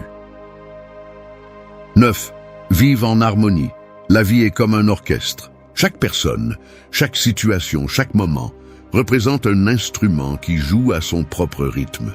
Tu ne peux pas contrôler toutes les notes ni décider quand elles sonnent, mais tu peux choisir comment jouer les tiennes. Quand tu le fais avec équilibre, le bruit du monde se transforme en musique. Vivre en harmonie ne signifie pas que tout est sous contrôle. Cela signifie que tu apprends à te déplacer au rythme de ce qui se passe sans perdre ton centre. Les stoïciens enseignaient que l'harmonie naît lorsque la raison et la nature agissent conjointement. La nature ne se plaint pas de l'hiver ni de la chaleur, elle ne discute pas avec ce qui est, elle coule simplement. L'être humain, en revanche, lutte contre l'inévitable, cherche toujours à avoir raison et s'agite pour ce qu'il ne peut pas changer. Cette déconnexion entre la réalité et l'esprit est ce qui crée le chaos interne. La paix arrive quand tu arrêtes de résister et commences à couler avec ce que la vie te présente. Vivre en harmonie n'est pas te retirer du monde. C'est apprendre à te déplacer à l'intérieur sans te perdre. C'est garder son calme pendant que tout change. C'est écouter sans réagir avec jugement. C'est accepter sans te résigner. L'harmonie naît de l'équilibre entre l'action et l'acceptation, entre l'effort et la sérénité. Quand tu comprends cela, tu découvres que tu n'as pas besoin de contrôler quoi que ce soit pour être en paix. Tu as juste besoin de comprendre ta place dans le tout. Marc Aurèle disait que nous faisons partie d'un même organisme, comme les membres d'un corps. Si une partie souffre, tout le corps le ressent. L'harmonie implique de reconnaître cette connexion. Tu ne peux pas vivre en paix si tu gardes de la haine, si tu te déplaces avec ressentiment ou si ton esprit est en guerre avec les autres. Le stoïcien cherche à agir avec justice, non par moralité, mais parce qu'il sait que le déséquilibre en un affecte le tout. La véritable force réside dans le maintien du calme, quel que soit l'environnement, dans la réponse avec raison quand les autres réagissent impulsivement. Vivre en harmonie signifie aussi aligner ce que tu penses, ressens et fais. Quand tes pensées vont dans une direction et tes actions dans une autre, l'esprit se fragmente. Mais quand il y a cohérence, tout coule avec clarté. Cette cohérence se construit en choisissant la vertu au-dessus du plaisir, le but au-dessus de la distraction, le calme au-dessus de la réaction. L'harmonie intérieure ne dépend pas de ce que tu as, mais de comment tu interprètes ce qui t'arrive. Tu ne peux pas contrôler le rythme de la vie, mais tu peux apprendre à danser avec lui. L'harmonie ne se cherche pas dans le silence. Elle se trouve au milieu du bruit quand tu décides de ne pas te laisser emporter par lui. Vivre en harmonie est un art, et comme tout art, il nécessite de la pratique. Cela signifie accepter que le monde ne sera pas toujours juste, que les gens n'agiront pas toujours bien, mais que tu peux toujours choisir de garder la paix. Parce que la vraie victoire n'est pas d'avoir raison, c'est de ne pas perdre son calme. Quand tu y parviens, le monde cesse d'être un champ de bataille et devient une symphonie dans laquelle enfin tout s'emboîte. 10. Contrôle tes réactions. Les mots, les gestes et les impulsions sont comme des flèches. Une fois lancés, il n'y a aucun moyen de les arrêter. Tu peux t'excuser, essayer de réparer les dégâts ou te justifier, mais ce qui a été dit ne revient pas. Contrôler tes réactions, c'est apprendre à retenir ta main avant de lâcher la flèche. C'est avoir le contrôle de toi-même quand tout en toi veut exploser. La plupart des gens perdent plus à cause d'une réaction impulsive que d'une erreur calculée. Le sage ne réagit pas, il répond. La vie est pleine de provocations. Des personnes qui te défient, des situations qui te frustrent, des imprévus qui interrompent ta tranquillité. Tu ne peux pas empêcher qu'ils se produisent, mais tu peux décider comment les affronter. Chaque réaction excessive est une cession de pouvoir. Quand quelqu'un réussit à te perturber, il te contrôle. Mais quand tu gardes ton calme, l'énergie change. Rien ne déconcerte plus celui qui cherche ta réaction que ta sérénité. Le stoïcien ne réprime pas, il observe. Il ne nie pas l'émotion, il la comprend avant d'agir. Contrôler tes réactions n'est pas de la froideur, c'est de l'intelligence émotionnelle. C'est savoir quand parler et quand se taire, quand bouger et quand rester immobile. L'esprit réagit par instinct, l'âme répond avec raison. Si tu laisses l'émotion gouverner, tu perdras l'équilibre. Mais si tu la reconnais et choisis ta réponse, tu deviens maître de toi-même. C'est la différence entre un esclave de ses impulsions et un maître de son esprit. Les stoïciens pratiquaient ce contrôle tous les jours. Marc Aurèle écrivait dans son journal avant de se coucher, réfléchissant à la façon dont il avait réagi aux difficultés. Il ne cherchait pas la perfection, il cherchait le progrès. Parce que la maîtrise ne se réalise pas du jour au lendemain, elle s'entraîne à chaque petit moment où tu choisis de ne pas succomber à la provocation. Contrôler tes réactions est un acte de force silencieuse. Personne ne le voit, mais tu le sens. Et ce self-control devient ton bouclier face au chaos. Les gens forts ne sont pas ceux qui crient le plus fort. Ce sont ceux qui n'ont pas besoin de crier pour garder leur pouvoir. Le calme déconcerte celui qui attend un conflit. La patience désarme celui qui cherche la bagarre. Quand tu ne réagis pas, tu ne te noies pas dans l'émotion de l'autre. Tu restes ferme, centré, libre. Chaque fois que tu choisis de répondre avec clarté plutôt qu'avec impulsivité, tu renforces ton esprit. Et avec le temps, ce calme devient ton état naturel, pas une exception. Contrôler tes réactions n'est pas nier ce que tu ressens, c'est le diriger. C'est transformer la colère en fermeté, la tristesse en réflexion, la déception en apprentissage. Chaque émotion a de l'énergie, et si tu apprends à la canaliser, rien ne te domine. Les stoïciens le savaient, celui qui se contrôle lui-même a déjà gagné la bataille la plus difficile. Parce que la plus grande victoire n'est pas sur les autres, mais sur toi-même. Et quand tu atteins ce niveau de contrôle, le monde peut trembler, mais tu restes inébranlable. Quand quelqu'un qui t'a blessé recommence à t'écrire, il ne cherche pas à clore un cycle. Il tâte le terrain pour voir s'il peut encore te contrôler. Ce message déguisé en « comment vas-tu » n'est pas de la tendresse, c'est un test. Une façon de mesurer si tu es toujours vulnérable, s'il peut encore manipuler tes émotions rien qu'en apparaissant. Et si tu réagis, c'est ton esprit qui perd, pas ton cœur. Parce que chaque fois que tu réponds, tu lui confirmes que son pouvoir est toujours intact. Le véritable contrôle n'est pas dans ce que tu dis, mais dans ce que tu choisis de ne pas répondre. Garder son calme quand quelqu'un essaie de te provoquer est un acte de force que peu de gens maîtrisent. Parce que pendant qu'ils attendent ton impulsion, tu apprends à la maîtriser. Le silence, bien utilisé, n'est pas une indifférence vide. C'est une stratégie. C'est une déclaration silencieuse qui dit « Tu n'as plus accès à moi ». Cette vidéo est un avertissement, mais aussi une leçon. Parce qu'il ne s'agit pas de devenir froid, il s'agit de devenir conscient. De comprendre que l'amour ne manipule pas, que l'absence ne se récompense pas par l'attention et que celui qui te cherche après être parti le fait rarement par respect. S'ils avaient vraiment changé, ils n'auraient pas besoin de te tester. Nous allons parler de l'autocontrôle, du pouvoir qui naît lorsque tu décides de ne pas réagir, de comment le silence peut être ta défense la plus intelligente. Non pas pour punir, mais pour te protéger. Parce que quand tu apprends à garder ton calme face à celui qui essaie de te déstabiliser, tu ne joues plus son jeu, tu joues le tien. 1. Silence mortel. Il y a des batailles qui se gagnent sans bouger un seul muscle.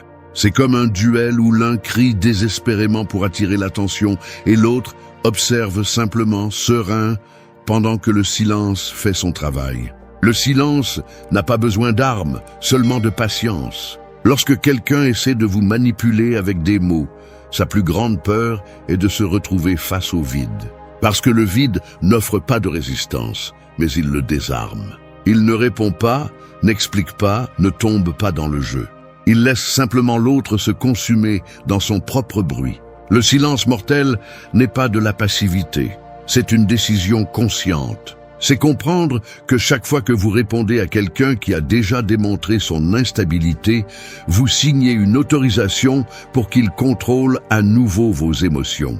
La plupart des gens ne comprennent pas cela, parce qu'ils pensent que le pouvoir réside dans le fait d'avoir le dernier mot, de montrer que cela ne fait plus mal. Mais le véritable pouvoir réside dans le fait de ne pas avoir besoin de prouver quoi que ce soit.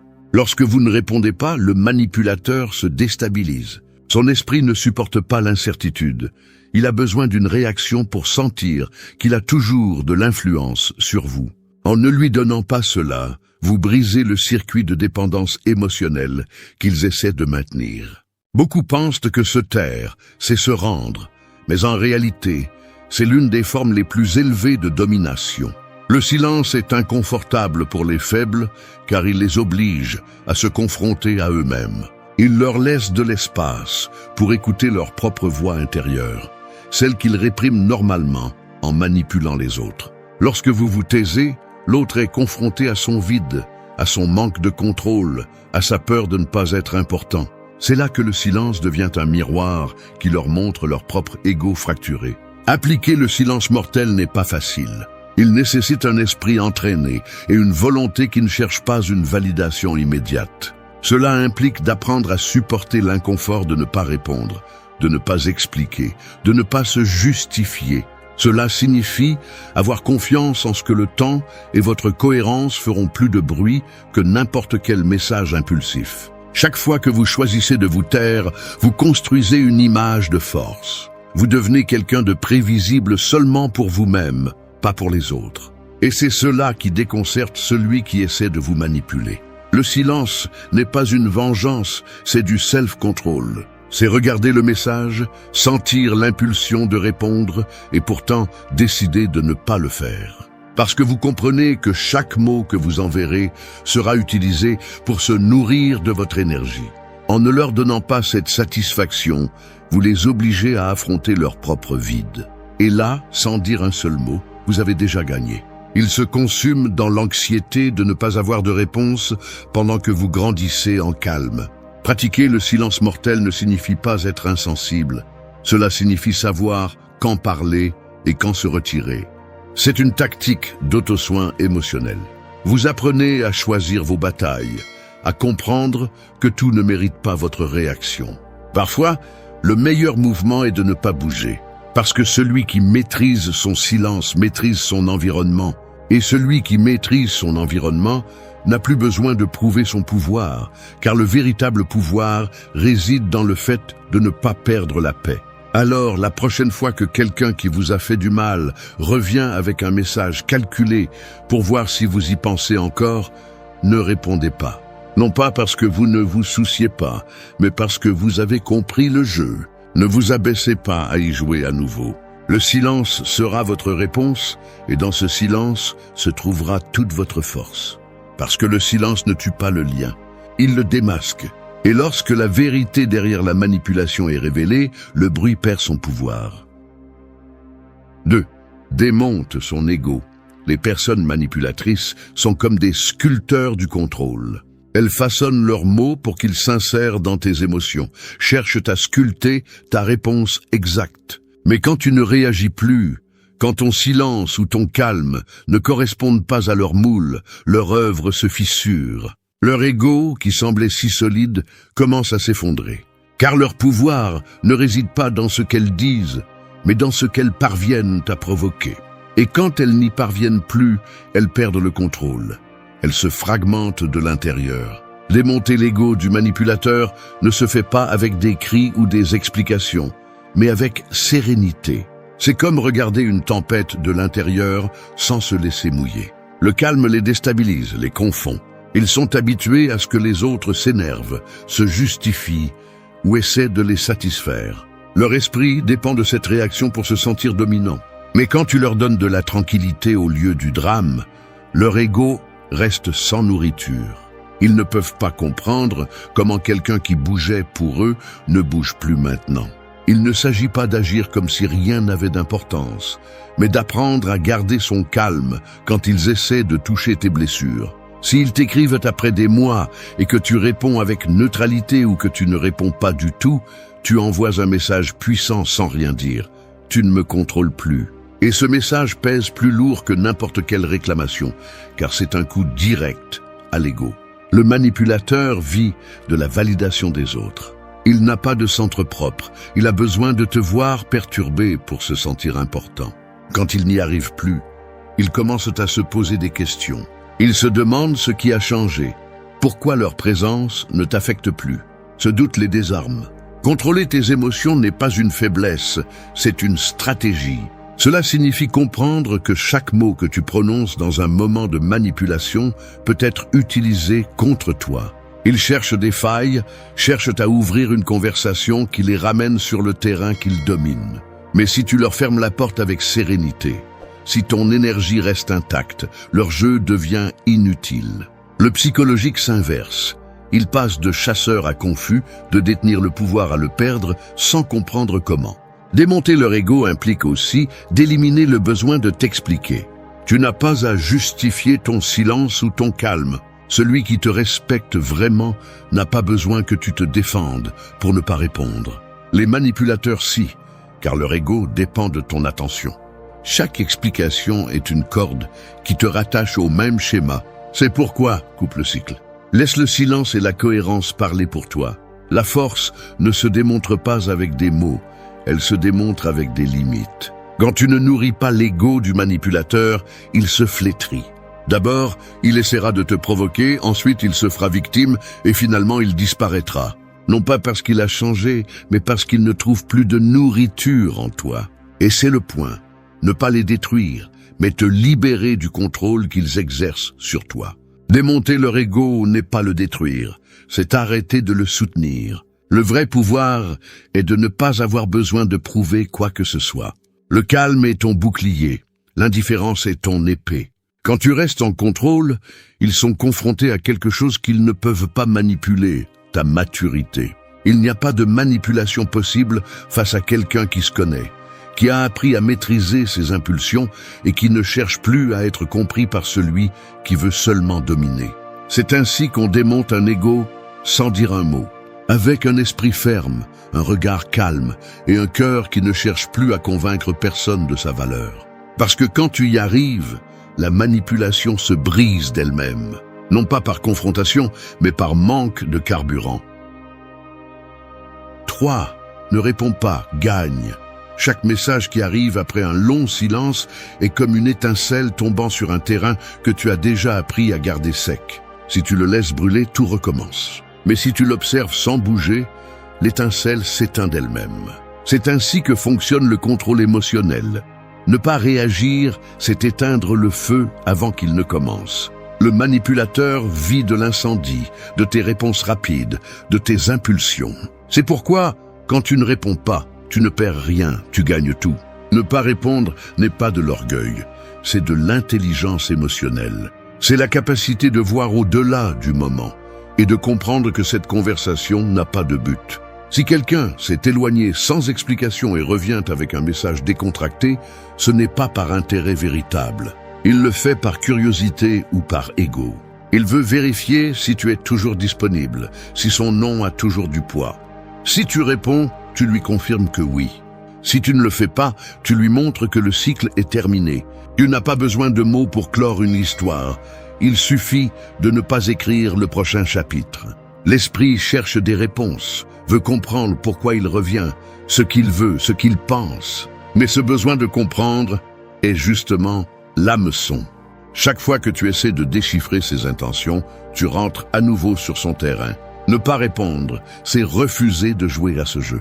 C'est protéger ton énergie et choisir la paix plutôt que l'incertitude. Et ce choix, bien qu'il semble petit, change tout. Parce que la personne qui n'a pas besoin de clore des conversations inutiles montre qu'elle a déjà fermé ce qui comptait vraiment. Sa dépendance émotionnelle. Le silence face à un message n'est pas un vide, c'est de la clarté. C'est une façon de dire « tu n'es plus ma priorité ». Les manipulateurs interprètent ta réponse comme une faiblesse, pas comme une courtoisie. C'est pourquoi l'indifférence est plus efficace que toute explication. Ils n'ont pas besoin de savoir si tu vas bien. Ils ont besoin de savoir si tu penses encore à eux. Et si tu ne réponds pas, tu leur enlèves le pouvoir qu'ils avaient sur toi. Ils se retrouvent à parler à leur propre écho, et cet écho les détruit plus que n'importe quel mot que tu pourrais leur dire. Au début, c'est difficile. L'esprit te crie de répondre, de dire quelque chose, de clore l'affaire. Mais si tu cèdes, tu te retrouves sur le même terrain où tu as été manipulé auparavant. Tu dois apprendre à résister à l'impulsion. Ne pas répondre est un exercice d'autodiscipline, un test de maturité émotionnelle. Cela signifie que ton bien-être vaut plus qu'une conversation sans but. Cela signifie que tu n'es plus disponible pour des jeux mentaux déguisés en affection. Le contrôle émotionnel ne se construit pas au moment où quelqu'un t'écrit, mais dans tout ce que tu fais avant cela.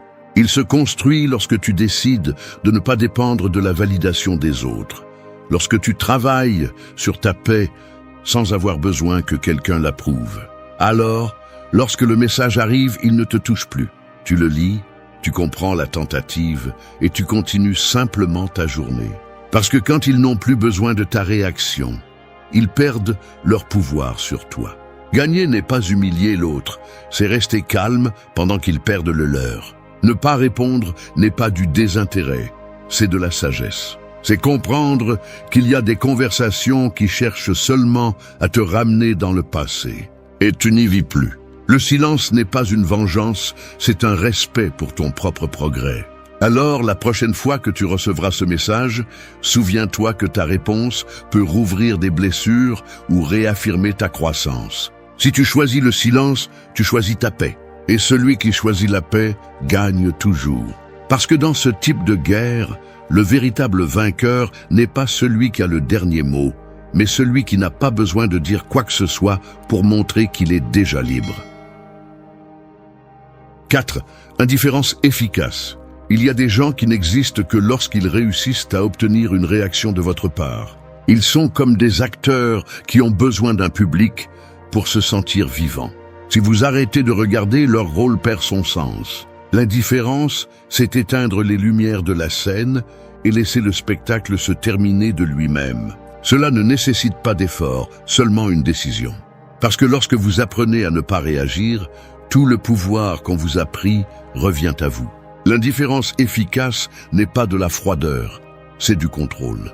Cela ne signifie pas que vous ne ressentez rien, Cela signifie que vous choisissez de ne pas le montrer à ceux qui ne méritent pas de le voir.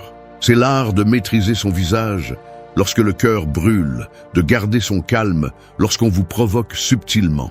Et bien que cela puisse paraître simple, c'est l'un des tests les plus difficiles à passer, car le manipulateur ne supporte pas que son impact disparaisse. Il a besoin de vous voir perturbé, il a besoin de confirmation qu'il est toujours important. Mais quand il ne l'obtient pas, il commence à s'effondrer. L'indifférence, bien appliquée, a un pouvoir que le manipulateur ne sait pas gérer. Elle le confronte à son insignifiance. Être indifférent, ce n'est pas ignorer, c'est observer à distance. C'est voir comment il essaie de vous provoquer et comprendre que ce fardeau ne vous appartient plus. Chaque tentative de manipulation perd de sa force lorsque vous ne la nourrissez pas, lorsque vous ne répondez pas avec émotion, lorsque vous ne corrigez pas, lorsque vous n'expliquez pas. L'indifférence est votre bouclier contre le drame, car le drame a besoin de carburant et vous ne le fournissez plus. Au début, cela peut ressembler à un silence forcé, mais avec le temps, cela devient une paix qui n'est plus négociable. L'erreur la plus courante est de confondre l'indifférence avec le désintérêt total. Il ne s'agit pas d'agir comme si rien n'avait d'importance, mais de mettre les choses à leur juste place. Si quelqu'un vous a montré qu'il n'apparaît que pour semer la confusion, il ne mérite pas votre attention constante. Apprendre à garder une distance émotionnelle est une forme de respect envers soi-même. Tous les messages ne méritent pas de réponse. Toutes les provocations ne méritent pas d'énergie. Parfois, la réponse la plus intelligente est simplement de continuer à vivre votre vie. L'indifférence efficace nécessite également une présence. Ce n'est pas disparaître ou bloquer impulsivement, c'est être là mais en paix. Montrez par votre stabilité qu'il n'y a plus rien qui puisse bouger en vous. C'est dire sans mots, tu peux essayer ce que tu veux, tu n'as plus accès à ma paix. Cette attitude désarme toute manipulation, car le manipulateur cherche le chaos. Si vous lui offrez la sérénité, il est désorienté. Il ne peut pas contrôler celui qui ne réagit plus. Pratiquer l'indifférence n'est pas facile, car cela exige de la maturité. Cela exige de ne pas succomber aux provocations déguisées en affection.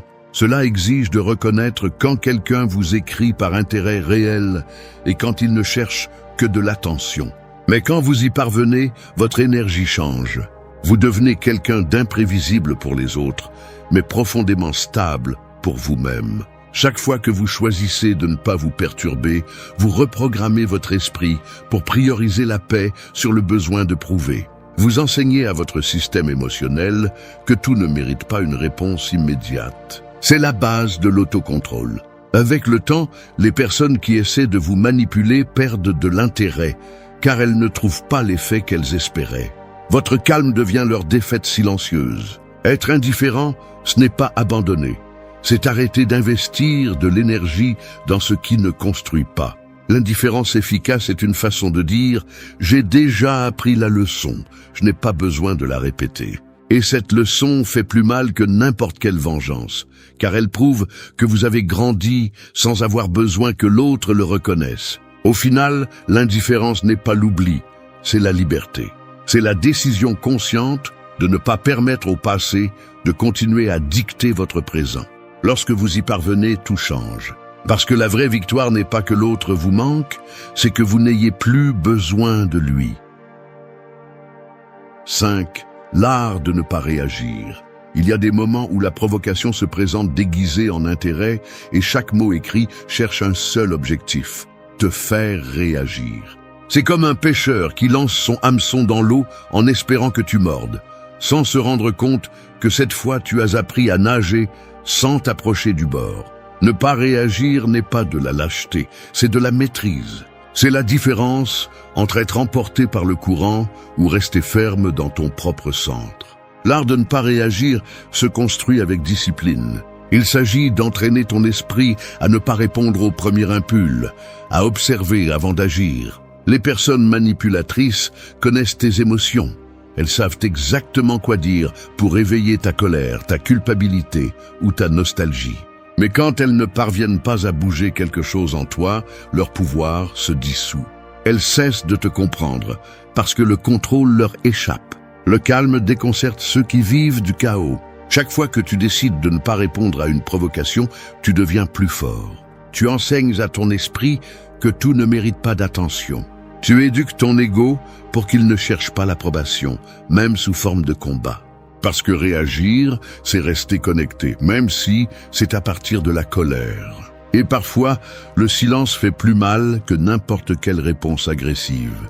C'est une façon de montrer que tu n'es plus disposé à danser au rythme des émotions des autres. Ne pas réagir ne signifie pas avaler ce que tu ressens. Cela signifie le traiter sans le livrer. Respirer, observer, comprendre. Si quelque chose te dérange, ne le réprime pas, mais ne le projette pas non plus sur celui qui cherche à te manipuler. Garde cette énergie pour construire, pas pour te défendre. Chaque fois que tu restes calme, tu transformes la provocation en une occasion de tester ta maîtrise intérieure. C'est là que l'on voit la différence entre celui qui contrôle son esprit et celui qui est contrôlé par lui. L'art de ne pas réagir est aussi une forme de communication. Il dit à l'autre que ses méthodes ne fonctionnent plus, que le jeu est terminé, non parce que tu l'as dit, mais simplement parce que tu ne participes plus. Il n'y a rien de plus déconcertant pour un manipulateur qu'un silence serein. Il est obligé de faire face à la réalité. Il a perdu l'accès à tes émotions. Pratiquer cet art nécessite une pratique quotidienne. Il ne s'agit pas seulement de se taire face à un message, mais de l'appliquer à tout, dispute, critique, provocation. Lorsque tu deviens capable de choisir tes réactions, le monde cesse d'avoir autant de pouvoir sur toi. Les commentaires, les attitudes, les tentatives de manipulation ne t'affectent plus. Tu deviens quelqu'un de stable, quelqu'un qui ne bouge pas avec le vent des mots. Au final, l'art de ne pas réagir est une forme de liberté. C'est dominer l'esprit avant que l'émotion ne te domine. C'est comprendre que tu n'as pas besoin de répondre pour avoir raison, ni de te défendre pour maintenir ta valeur. Celui qui maîtrise ses réactions ne devient pas froid, il devient sage. Parce que le véritable pouvoir n'est pas dans le fait de gagner la discussion, mais de ne pas permettre à quiconque de te faire perdre ton calme. 6. Le silence qui enseigne. Le silence est comme un miroir propre. Il reflète avec précision qui a réellement le contrôle. Quand quelqu'un essaie de te provoquer, de te manipuler ou de te récupérer après t'avoir perdu, le silence devient une leçon plus puissante que n'importe quel discours. Parce que quand tu te tais, l'autre n'entend pas tes mots. Il se confronte à lui-même. Et dans ce reflet, il découvre quelque chose qu'il n'attendait pas. Il n'a plus de pouvoir sur toi. Le silence qui enseigne n'est pas une indifférence vide. C'est une décision consciente. C'est choisir le calme quand tu pourrais crier. C'est décider d'observer quand tu pourrais te justifier. Celui qui maîtrise le silence maîtrise le temps, car il ne réagit pas sur l'impulsion, mais avec clarté. Et ce calme si rare est ce qui désarme le plus celui qui cherche à te contrôler. Rien n'est plus perturbant pour un manipulateur qu'un silence serein, car il le force à regarder ce qu'il évite normalement, son propre vide. Parfois, la leçon la plus dure que tu peux donner à quelqu'un est de ne pas répondre. Non pas parce que tu ne te soucies pas, mais parce que tu as compris que ton énergie est sacrée. Chaque mot que tu prononces est un échange, un transfert de pouvoir. Et quand tu choisis le silence, tu dis sans dire que tu n'es plus prêt à en donner plus. Que tu as appris à garder tes mots pour celui qui écoute vraiment et non pour celui qui cherche juste à réagir.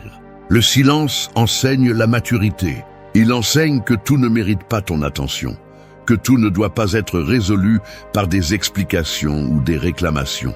Il enseigne que le contrôle émotionnel ne se démontre pas par des mots sages, mais par la capacité à ne pas tomber dans la provocation.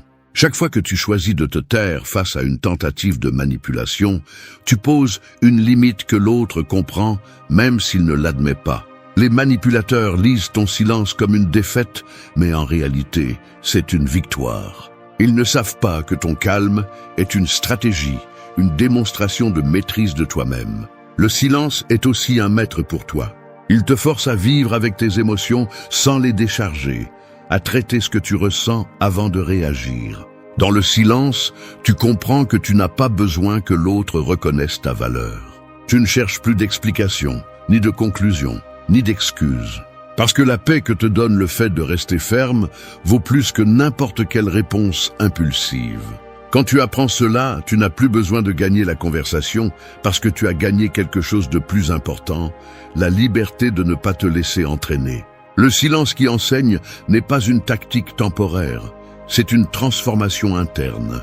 C'est le résultat de comprendre que ton calme dérange plus que ta colère. Que lorsque tu ne réagis pas, l'autre se désespère, essaie davantage, se contredit. Et pendant qu'il s'agite, tu gardes ton centre. Ce contraste révèle la différence entre celui qui maîtrise son esprit et celui qui est dominé par son ego. Tu n'as pas besoin de dire quoi que ce soit pour montrer qui a le contrôle. Il suffit de garder ta sérénité. Pratiquer le silence ne signifie pas disparaître. Cela signifie être présent avec une telle force que ton absence de mots pèse plus que n'importe quel argument. Le silence ne crie pas, mais il rend clair ce que tu hésitais auparavant à dire. C'est une leçon silencieuse qui enseigne le respect sans l'imposer. Celui qui le comprend arrête de poursuivre, arrête d'expliquer et commence à vivre avec un but. Le silence qui enseigne devient un signe de maturité émotionnelle. Une preuve que tu ne réagis plus à partir de la douleur, mais à partir de la compréhension. Quand quelqu'un essaiera de te manipuler et ne trouvera que ton silence, il comprendra qu'il ne peut plus influencer sur toi. Et toi, en restant calme, tu apprendras que tu n'as pas besoin de démontrer ta force avec des mots. Le véritable pouvoir est invisible et se ressent dans la sérénité de celui qui a appris à se taire quand le bruit n'en vaut pas la peine. 7. Observez-les tomber. Quand quelqu'un perd le contrôle qu'il avait sur vous, son masque commence à se fissurer. C'est comme voir un bâtiment construit sur des mensonges qui, petit à petit, commence à s'effondrer sans que vous ayez à pousser une seule pierre. C'est ce qui se passe lorsque vous arrêtez de réagir, lorsque vous ne répondez plus aux provocations ni ne participez aux jeux mentaux. Votre silence, votre calme et votre distance deviennent le tremblement de terre qui ébranle leur fausse sécurité. Les observer tomber n'est pas profiter de leur souffrance, c'est contempler la justice naturelle de l'équilibre. Tout manipulateur a besoin d'une scène pour briller, et vous faisiez partie de cette scène. Mais lorsque vous vous retirez, le projecteur s'éteint. Leur ego, habitué à être le centre, ne supporte pas l'obscurité. Ils commencent à se confondre, à essayer différentes stratégies pour reprendre le contrôle. Ils vous écrivent avec douceur, puis avec sarcasme, puis avec victimisation. Ils changent de masque, mais le résultat est le même. Rien ne fonctionne. Parce qu'ils comprennent maintenant que le pouvoir qu'ils croyaient avoir n'était que celui que vous leur donniez. Cette phase est cruciale, car elle met à l'épreuve votre progression. Vous verrez comment leur discours se contredit, comment ils essaient de réactiver des émotions que vous ne ressentez plus. Et c'est là que vous devez rester ferme, non pas pour humilier, mais pour consolider votre liberté. Ne devenez pas juge, ni vengeur, observez simplement. Celui qui vous a manipulé une fois se noie maintenant dans le même jeu qu'il a créé. Non pas parce que vous l'attaquez, mais parce que vous ne le soutenez plus. L'ego d'un manipulateur se nourrit de contrôle et de validation. Lorsqu'il ne les reçoit plus, il désespère. C'est comme un acteur qui se retrouve sans public et commence à crier plus fort en espérant des applaudissements qui n'arrivent jamais. Et vous, au lieu de répondre, choisissez de regarder de loin. Pas avec haine, mais avec clarté. Vous apprenez à comprendre que leur chute n'est pas votre victoire. C'est la conséquence naturelle de votre croissance. Les gens qui se soutiennent sur le contrôle des autres tombent toujours lorsque l'autre retrouve son équilibre. Les observer tomber vous enseigne aussi sur vous-même. Vous vous rendez compte de ce que vous aviez permis, de ce que vous aviez toléré par peur de perdre. Et alors vous comprenez que vous n'avez rien perdu de précieux, vous avez simplement lâché une illusion. Cette distance émotionnelle vous donne une nouvelle vision. Vous voyez les choses sans le filtre de l'attachement. Vous comprenez que vous n'avez pas besoin de réponse ni d'excuses, parce qu'il n'y a plus rien à prouver. Votre maturité devient une leçon silencieuse. Quand vous gardez le contrôle et qu'il s'effondre, ce qui les détruit le plus n'est pas votre silence, mais votre sérénité. Le manipulateur attend la vengeance, attend les cris, attend que vous le confrontiez. Mais quand il trouve la paix, son esprit ne peut pas le supporter. Le message est clair, le jeu est terminé. Non pas parce que quelqu'un l'a gagné, mais parce qu'il n'a plus de sens. Les voir tomber n'est pas une question de vengeance, c'est une question de justice émotionnelle. Vous avez investi du temps, de l'énergie et des émotions, et maintenant l'équilibre revient. Tout ce que vous avez à faire est de rester ferme, de ne pas succomber aux provocations ni aux tentatives de réconciliation qui ne cherchent qu'à réactiver le contrôle. Celui qui change vraiment n'a pas besoin de le prouver avec des mots, mais avec de la cohérence. Et la plupart ne cherchent pas à changer, seulement à récupérer ce qu'ils ont perdu. Votre attention. Votre indifférence est le miroir qui les confronte. Votre calme est le silence qui les dénude. Les observer tomber n'est pas cruel. C'est la fin naturelle d'une histoire qui se nourrissait du déséquilibre. Maintenant, vous êtes dans votre centre. Et de ce centre, vous comprenez que vous n'avez pas besoin de pousser quelqu'un pour gagner. Vous n'avez qu'à rester debout pendant qu'ils s'effondrent sous le poids de leur propre ego. 8. Le calme qui détruit. Le véritable pouvoir ne se mesure pas par la force de tes mots, mais par la stabilité de ton silence. Le calme est comme l'eau. Il peut sembler inoffensif, mais avec le temps, il érode même la pierre la plus dure. Lorsque tu apprends à garder ton calme face à celui qui cherche à te provoquer, tu libères une force que le manipulateur ne peut résister. Non pas parce que tu l'attaques, mais parce que son ego ne peut survivre là où il n'y a pas de chaos. Le calme qui détruit n'est pas passivité, c'est maîtrise. C'est la capacité de rester centré pendant que l'autre essaie de te pousser vers sa tempête. Chaque provocation, chaque message déguisé en intérêt est une vague qui cherche à briser ton équilibre. Mais si tu parviens à rester immobile, si tu décides de ne pas entrer dans son jeu, cette vague se dissout avant de te toucher. Le manipulateur ne comprend pas le calme. Il le confond avec la faiblesse jusqu'à ce qu'il se rende compte qu'il ne peut pas le contrôler. Et c'est là que commence sa chute. Ce calme ne naît pas de l'indifférence, mais de la connaissance. Tu sais qui tu es, tu sais ce que tu vaux, et tu comprends que personne ne mérite le privilège de perturber ta paix. Lorsqu'on te provoque et que tu choisis la sérénité, tu montres que les vieilles tactiques ne t'affectent plus. La personne qui autrefois te faisait douter se retrouve face à une version de toi qui n'a pas besoin de se défendre. Et c'est ce qui les détruit le plus, voir qu'ils ne parviennent plus à bouger quoi que ce soit en toi. Garder son calme n'est pas facile. L'envie de répondre, d'expliquer, de te justifier est forte. Mais quand tu y résistes, tu découvres quelque chose de plus profond. La tranquillité est une forme de pouvoir. Elle ne crie pas, elle ne s'impose pas, mais elle se fait sentir. C'est cette énergie qui laisse sans voix celui qui espérait te voir perdre le contrôle. Pendant qu'ils s'épuisent à essayer de te provoquer, tu conserves ton équilibre. Et cela les désarme complètement, car leur force dépendait de ta réaction. Le calme qui détruit enseigne aussi. Il montre à l'autre que le temps de la manipulation est terminé. Tu n'as pas à dire « tu ne me contrôles plus ». Tu le démontres par ton comportement. Chaque message ignoré, chaque réponse neutre, chaque pause prolongée est un signe de maturité. Tu es passé de l'action sous l'effet de l'émotion à la réponse consciente. Et cette différence est ce qui sépare celui qui évolue de celui qui répète. Le manipulateur attend toujours un conflit, car c'est là qu'il se sent fort. Mais quand tu le confrontes avec sérénité, il se perd. Il ne sait pas quoi faire avec quelqu'un qui ne discute plus, qui ne se justifie plus, qui ne rentre tout simplement pas dans le jeu. Son esprit cherche le drame qui le nourrissait auparavant, et ne le trouvant pas, il se décompose. C'est le calme qui détruit.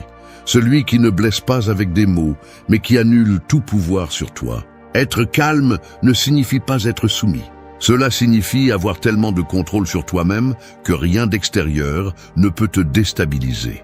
La véritable force se démontre dans le silence de celui qui n'a pas besoin de gagner, parce qu'il a compris que sa paix vaut plus que toute victoire apparente. Tu ne fais pas de compétition, tu protèges ton esprit. Et dans cette protection se trouve ton triomphe. Le calme qui détruit est le point final du processus. C'est quand tu ne cherches plus la justice, ni les excuses, ni la reconnaissance. Tu continues simplement ton chemin avec sérénité. Parce que tu as compris que le silence, le calme et la cohérence font ce qu'aucune confrontation ne pourrait, montrer à l'autre qu'il a perdu le contrôle pour toujours. Ta paix devient son châtiment, ton équilibre sa défaite. Et toi, sans dire un mot, tu deviens la leçon qu'il n'espérait jamais apprendre et tu dois en tenir compte. Merci d'être resté jusqu'à la fin de la vidéo. Si vous avez tout vu, commentez « Je suis stoïcien » comme notre signe secret, indiquant que vous êtes un véritable apprenant du stoïcisme. N'oubliez pas de vous abonner et de liker la vidéo si elle vous a plu. Rendez-vous dans la prochaine vidéo et rappelez-vous, continuez à cultiver votre esprit stoïque.